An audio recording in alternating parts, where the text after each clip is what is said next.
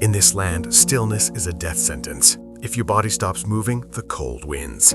I've come to one of the most brutally cold places where humans still call it home. Here, winter temperatures fall far below what the human body can endure. Staying outdoors for too long doesn't just hurt, it permanently destroys. Within moments of exposure, skin begins to burn, not from heat, but from cold so intense it feels like fire.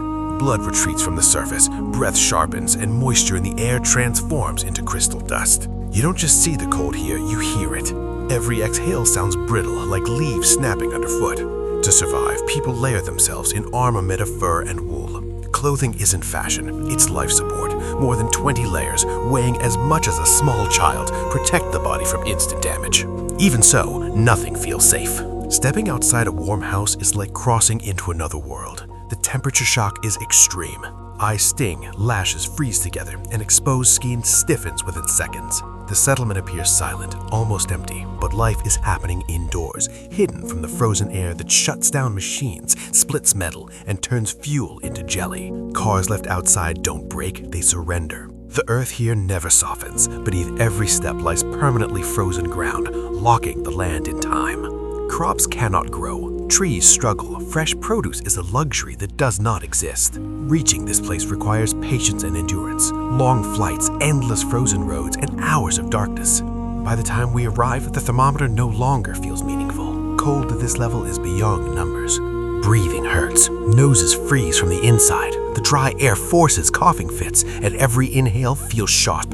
Homes here are engineering miracles. Built above frozen soil, they rest on thick wooden supports to prevent heat from melting the ground beneath them. Walls are layered like shields. Wood, insulation, mesh, foam, and more wood.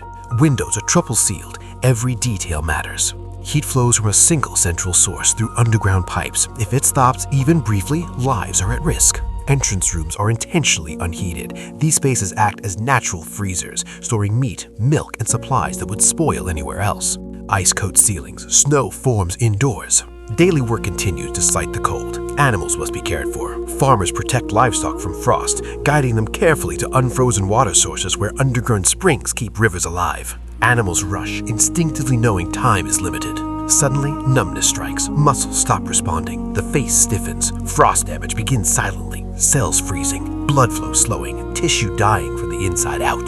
Treatment isn't dramatic, just careful warming, antiseptic solutions, and patience. Rubbing damaged skin can make things worse. Life doesn't pause. Clothes freeze solid minutes after being hung. Milk turns icy before it reaches the bucket.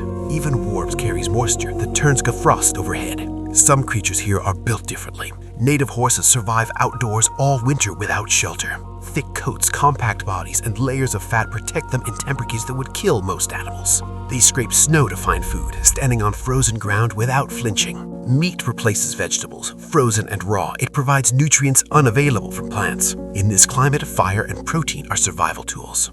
Daylight is scarce. In deep winter, the sun barely visits. Darkness returns quickly, and people retreat indoors before cold takes more than it should. Beyond the village lies wilderness ruled by tradition. Hunters live with nature rather than against it. Fire is sacred.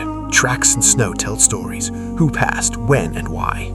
Fishing requires cutting into solid ice. The water beneath flows, but once a fish meets air, it freezes almost instantly. Meals are eaten frozen, sliced thin like glass. Belief shapes survival. Gifts are offered to the land, honoring balance rather than control.